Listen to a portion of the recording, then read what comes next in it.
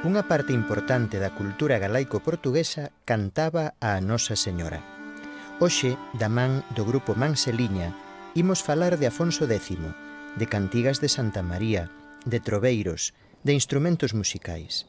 Se cadra, a través da música medieval feita no noroeste da Península Ibérica, quitamos unha idea máis completa do que somos, do que cremos e do que queremos expresar dende o fondo da alma. Alfonso X, non solamente él, sino en toda a poesía galego-portuguesa da época, eu penso que son un momentazo da música en galego, porque logo hai outros momentos, hai outros idiomas tamén, incluso música religiosa, música profana, pero como en galego, eu penso que, non sei, un momento moi punteiro.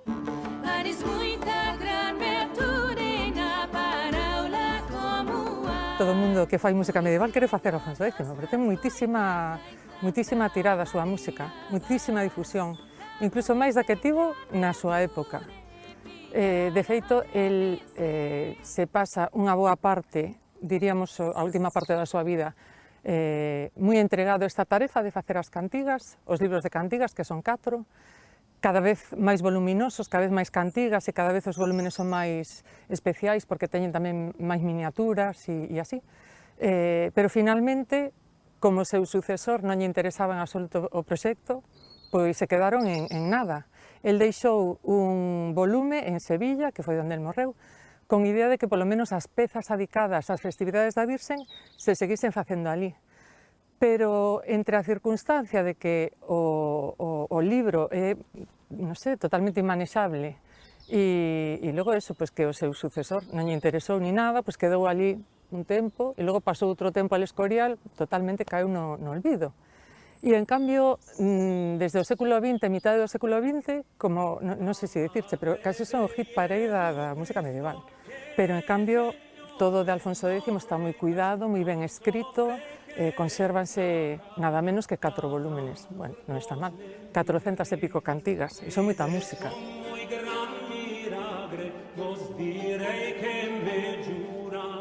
Alfonso X escribe algunhas cousas en castelán, as partidas, que sei, desde cousas de xurisprudencia, como de historia, a general historia e tal. Bueno, hai como unha serie de cousas que se escribe en castelán, pero logo pois parece ser que a lingua de moda na península, ou a que era máis acaída para a música lírica, pois era o galego.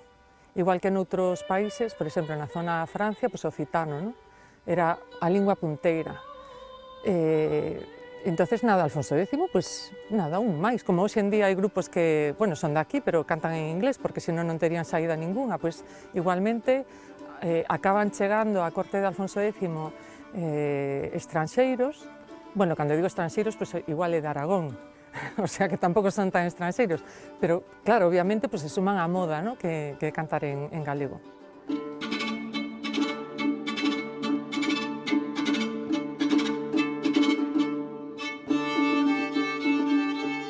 As cantigas que son de Miragres narran milagres que hoxe en día, non sei, por unha parte son moi naif e, bueno, porque ocurren cousas así, non sei, como moi tontas ou moi raras ou moi...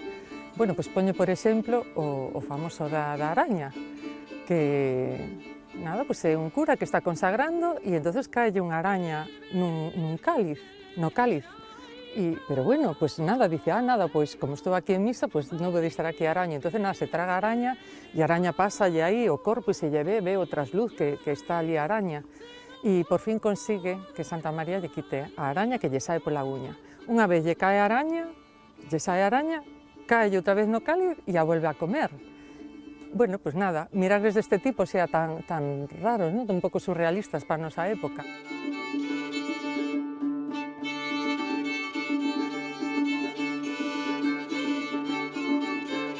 As cantigas de Lor, pois veñen sendo cantigas amorosas de estilo amor cortés do que se facía no mundo occitano, en Francia, pero en lugar de estar cantadas, un nobre canta a unha dama de alcurnia superior a él, pois neste caso, como é o rei quen canta, pois quen está por encima do rei? Solamente está a Virxe María.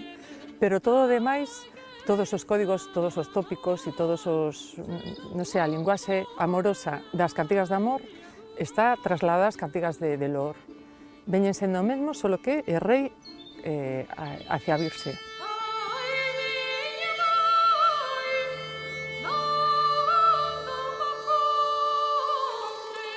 Había moitísima música de tradición oral, porque dentro do mundo profano a maioría da xente non sabía ler e escribir, moito menos música. E entonces os trovadores, xograres, tiñan unha memoria alucinante, que hoxe en día xa non existe ni nos podemos imaginar. Sabían libros de memoria, libros, poesías longuísimas, Cantar de Mio Cid, por exemplo, por poñer un exemplo que se coñece. Unha das cousas que me sorprende de Alfonso X é que aproveita melodías que circulaban por Europa, tanto religiosas como profanas, como francesas, como galegas, e, bueno, pues dándolle o seu toque persoal, pues aí as mete. Entonces é como se fose unha especie de biblioteca ou fonoteca do século XIII. As cantigas teñen a súa propia notación, que se chama notación toledana, ou ten vestixios desa notación, porque justamente no século XIII hai un momento de cambio moi importante. Entonces as cantigas non pertencen ni a unha cousa nin a outra e dan lugar a moita confusión. Desde logo a medida non se acaba de saber. Moitos grupos do século XX, da última parte do século XX, se entregaron tanto ás cantigas e tiveron tanto éxito, porque, como decía antes, son un pequeno hit da música medieval, que deixaron de tal xeito a súa impronta que parece que son versións, como decir, vulgata, non? O sea, todo o mundo quere facer a cantiga non sei que como Jordi Sabal, por exemplo, non? E está aínda por redescubrir, non? Por refacer moitas cantigas que están como, non sei como dicirche, retorcidas para que cadren dentro da nosa mentalidade de conservatorio de século XX e XXI.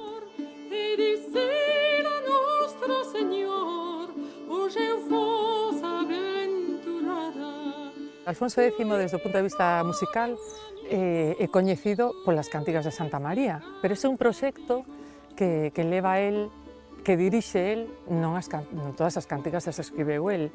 De feito, non sei se será unha decena de cantigas nada máis que se sabe que sí que son del por diferentes motivos, non? Porque no texto aparece el en primeira persona ou tal, pero é, como decir, un traballo, bueno, pues que abrangue moitísimos trovadores, xograres, amanuenses, dibuixantes, bueno, moita xente, no? Que está nese equipo, pois, recollendo cantigas, miragres e melodías, pois, de aquí da lado e do outro lado, e tamén facendo algunhas novas. E un número máis considerable, no? Dada esta pequeniña decena que son súas, son as cantigas de escarnio, que ten cerca de 40. E a mí tamén me chamou esta atención de Alfonso X. Ten algunhas cantigas adicadas á famosa soldadeira, María Valteira. Bueno, e logo ten outras de moito tipo, de tipo político, ten algunhas, non? Por suposto, bueno, cando son cantigas de escarnio, sempre atacas a unha persoa máis baixa no escalafón, porque, claro, porque así non ten dereito de réplica, non? Ou se a ten, bueno, pues queda así disimulada, non? Como quen dice. Entón, claro, este era o rei, podía meterse con quen quería, era maravilloso. Ten algunhas tensóns que veñen sendo tamén cantigas de escarnio, pero en diálogo. E ten algunha cantiga amorosa e algunha cantiga de amigo, pero son moi anecdóticas.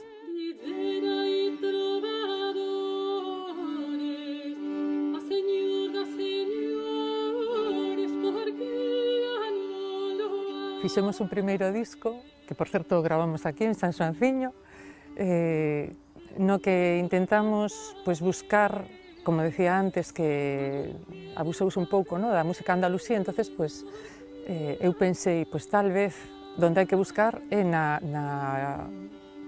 parte da península cristiana, entre comillas, non? E entonces, se ademais resulta que esta música está en galego, bueno, vamos buscar algo aquí en Galicia, a ver que hai, non? E entonces, o noso primeiro traballo vai un pouco de misturar recursos da música tradicional galega con cantigas. Non solamente de Alfonso X, sino tamén de Martín Codax.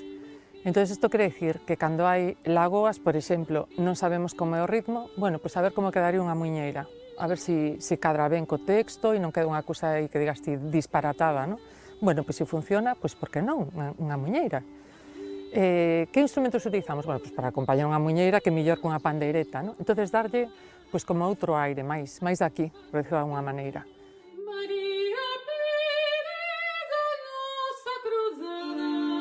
No noso segundo traballo, que está enfocado á poesía adicada a María Valteira, pois nos demos conta que os escarnios adicados xustamente a ela siguen un modelo que é un modelo francés, que se chaman cántigas de mestría porque carecen de estribillo, casi todas, e hai unha que sí.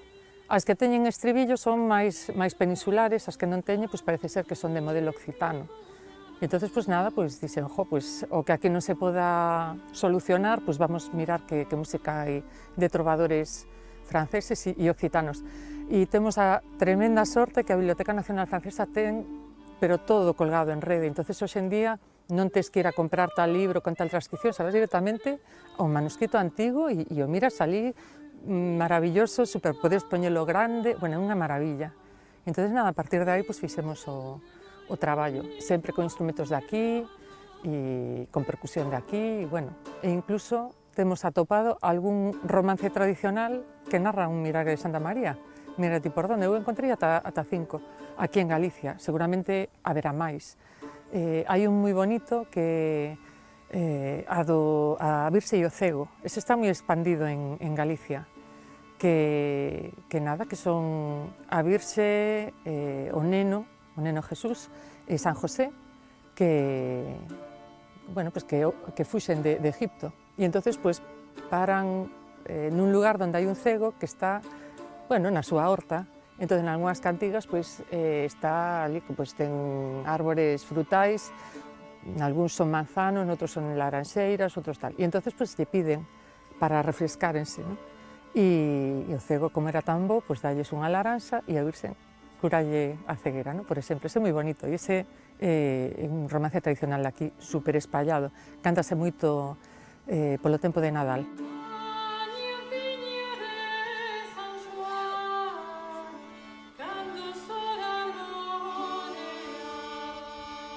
Logo outro moi chulo, que a me gusta moito, este temelo grabado, é o da Flor da Iagua, que é unha rapaza que se levanta a mañán de San Xoán, que tamén é, como dicir, un tópico, ¿no? Para introducir moitos romances que acaban ben, ¿no? Porque a mañán de San Xoán é moi máxica, entonces pues, adoitan ter final feliz.